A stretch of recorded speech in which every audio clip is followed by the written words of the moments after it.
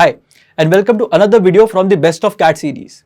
In today's video, what we are going to do is we are going to solve an inequality and try to figure out for what all values of n will this particular inequality be satisfied.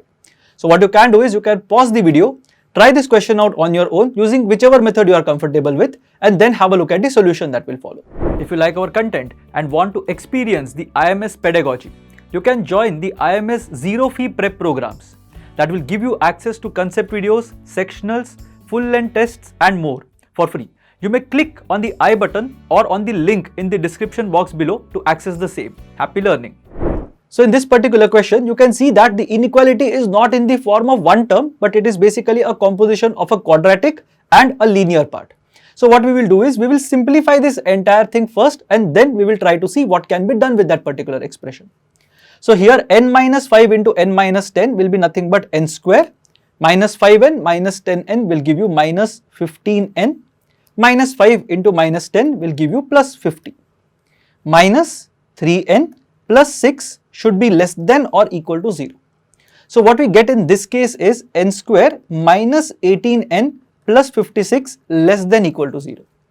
Now for those of you who are really comfortable with splitting the middle term and figuring out the two parts, you would have observed that minus 18 should be the sum and the product of the two terms should be 56, meaning that the split has to be in the form of minus 14 and minus 4. So the effective quadratic equation will be n minus 4 into n minus 14 less than or equal to 0.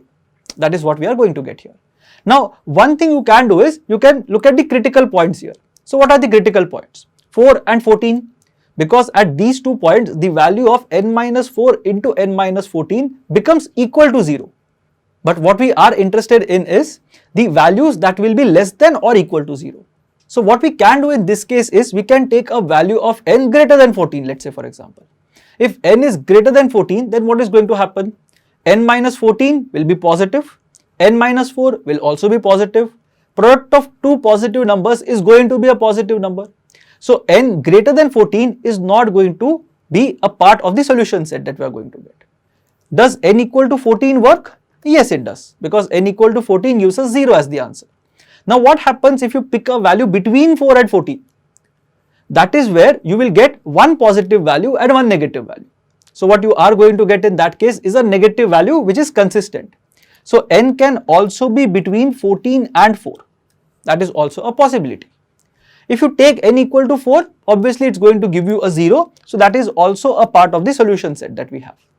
And if you take a value of n less than 4, then what will happen? N minus 4 will be a negative number. N minus 14 will also be a negative number. Product of two negative numbers will be a positive number, and so not less than or equal to 0. So these values that we got will form the solution set.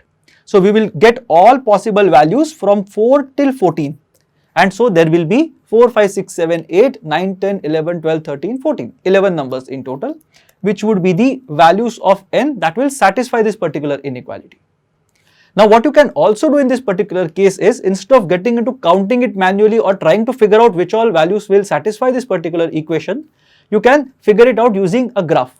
So what will happen in this case is, because this is a nice quadratic, x square minus 18x plus 56 or n square minus 18n plus 56 in this context, you know that the two roots of this particular quadratic equation are going to be 4 and 40. That is going to be those two roots of this particular expression. So what is going to happen in this case is, because the coefficient of n square is positive, right? The rightmost segment will always yield positive values. And if you look at the segments that follow, you will get a negative for this particular gap between 4 to 14, and you will get positive values for all numbers that are less than 4. So what we can do is we can just say that this is basically the part that we are interested in, and so 4 to 14 will be the solution set that we have. In total, you will have 11 solutions again, and that can also be another way of looking at this particular question. Now what you can do is you can try out another replica question on your own using either of these two methods and see for yourself if you are able to apply this concept correctly. You may choose to share your answers in the comment section below, and in case there are any queries or doubts with this particular topic, you can let us know in the comment section again.